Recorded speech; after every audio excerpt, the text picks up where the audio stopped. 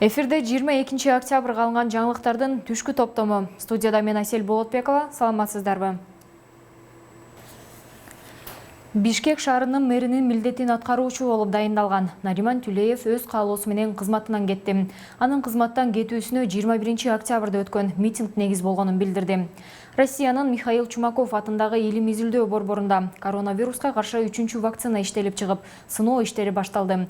Жаңы вакцина ондогон жылдар бою COVID-19 илдетине каршы иммундук системаны пайда кылуусу мүмкүн. Ушул жана башка жаңылыктар менен алдыда кененирээк тааныша аласыздар.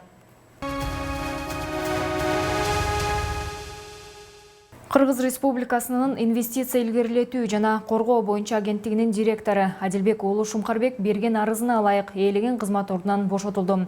Тийиштүү буйрукка Кыргыз Республикасынын премьер-министри Садыр Жапаров кол койгон.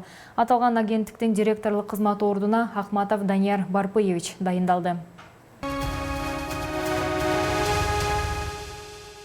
Кыргыз Республикасынын шаардын статусу жөнүндө мыйзамынын 24-чү беренесине ылайык Азиз Суракматовдун кызматтан кетүү жөнүндөгү өтүнүчү кабыл алынып, 21 октябрдан тарта ээлеген ордунан бошотулду. Тиешелүү буйрукка президенттин милдетин аткаруучу премьер-министр Садыр Жапаров кол коюп, Бишкек шаарынын мэри Азиз Суракматовдун отставкасын кабыл алды.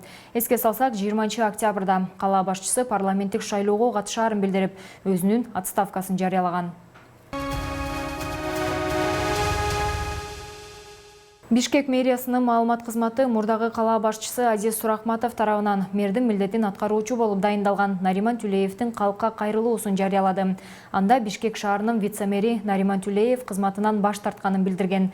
Жаңы дайындалган мэр өз кайрылуусунда шаарды экономикалык кризистен чыгарып кетүү, алдыда күтүлүп жаткан COVID-19 илдетине ыкчам даярдыктарды көрүү, Бишкек шаарын өркүндөтүүгө бар күчүн жумшоо сыяктуу максаттары болгонун маалымдаган жана ошондой эле анын кызматтан кетүүсүнө 21 октябрда анын бул кызматты аркалашына каршы болгондордун чыгарган тополоңу негиз болгонун билдирген. Вице-мэр шаарда башаламандык болуп кетишин каалабаганын айтып, колдоочуларына ыраазычылык билдирди. Нариман Тюлеевдин ордуна мэрдин милдетин убактылуу аткаруучу болуп, мурдагы биринчи вице-мэр Алмаз Бакетаев дайындалды.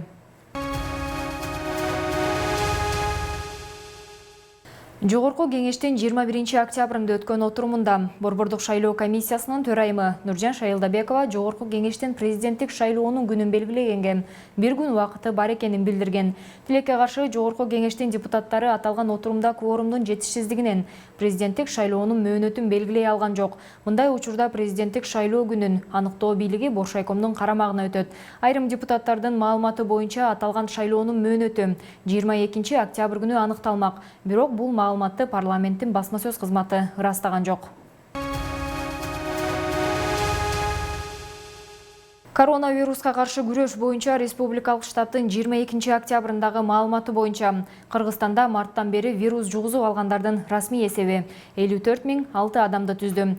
Акыркы суткада 547 адамдан вирус жаңы аныкталды. Оору жаңы катталган учурлар Бишкек шаарында 123, Ош шаарында 52, Ош облусунда 85, Баткен аймагында 90, Жалал-Абад жергесинде 79, Нарында 4, Талас облусунда 15, Чүй өрөөнүндө 76, ал эми Ысык Көл облусунда 23 учур катталган. Статистика боюнча учурда вируска чалдыккан 2919 бейтап стационарда, калганы үй шартында дарыланып жатат.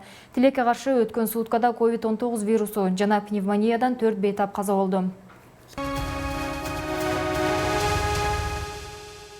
Россия Федерациясынын Михаил Чумаков атындагы илим изилдөө борборунда коронавируска каршы 3-чү вакцина иштелип чыгып, вакцинаны сыноо иштери башталды. Аталган борбордун башкы директору Айдар Исмухамедовдун билдиргени боюнча, бул препарат ондогон жылдар бою COVID-19 илдетине каршы иммундук системаны пайда кылуусу мүмкүн.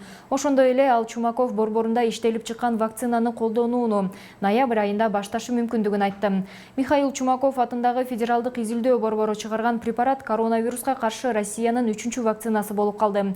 Буга чейин мамлекеттик каттоодон дүйнөдөгү алгачкы вакцина катары Гамалей атындагы илимий борбордо жасалган Спутник V препараты өткөн. Учурда препаратты тестирлөөнүн 3-чү этабы чет өлкөлөрдө өтүп жатат.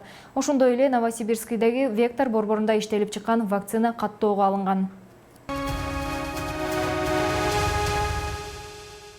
Бүгүн 22 октябрда Жогорку сот укук коргоочу маркум Азимжан Аскаровдун иши боюнча анын жубайы Хадича Аскарованын кассациялык арызын карайт. 2020 жылдын 12 июнунда Бишкектин административдик соту иштин алкагындагы талашта өкмөт жооптуу эмес деген жүйө менен Аскаровдун доо арызын өндүрүштө калтырган. Андан соң маркумдун жубайы Хадича Аскарова Бишкек шаардык сотунун чечимине каршы Жогорку сотко кайрылган.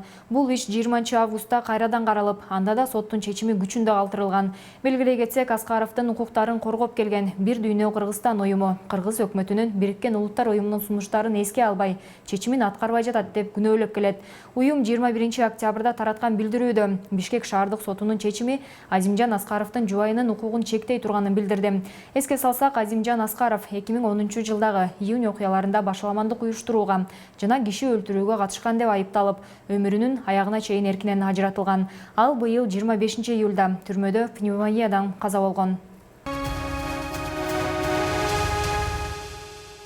Манас аэропортунун жанында 30 киши чогулуп, жаңы дайындалган жетекчинин иштен кетишин талап кылды. Ал жерде чогулгандар өзлөрүн аэропорттун кызматкери деп тааныштырып, Сыдыков кетсин, жаштар келсин деген ураандар менен чыгышкан. Ошондой эле алар ишкананын жетекчилик ордун басып алуу болгонун айтышты. Чогулгандарга мекеменин басма сөз катчысы Алия Курбанова чыгып, Бактыбек Сыдыковду башкармалыктын башчысы кылып дайындоо тууралуу чечим Манас эл аралык аэропорту ачык акционердик коомунун директорлор кеңешинде мамлекеттик мүлк фондунун сунуштамасы негизинде премьер-министрдин макулдугу менен 20 октябрда өткөн жыйында кабыл алынганын билдирди.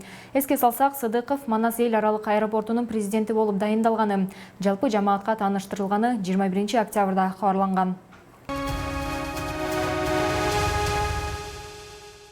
Кримтөбөл Камчы Көлбаев кармалып, улуттук коопсуздук боюнча мамлекеттик кызматына алынып келингени маалым болду. Көлбаевдин бүгүн спорттук клубдардын биринен колго түшкөнү айтылды. УКМК ушул тапта иштер жүрүп жатканын, кошумча маалымат кечирээк берилерин белгиледи.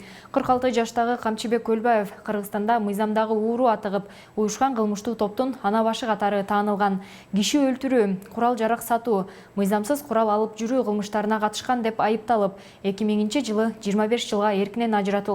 Анын 7 жылын өтөгөн соң мунапыстын негизинде мөөнөтү кыскартылып, 2008 жылы эрте бошоп чыккан. Аны АКШ 2011 жылы эл аралык ири банги барондордун кара тизмесине киргизген болчу.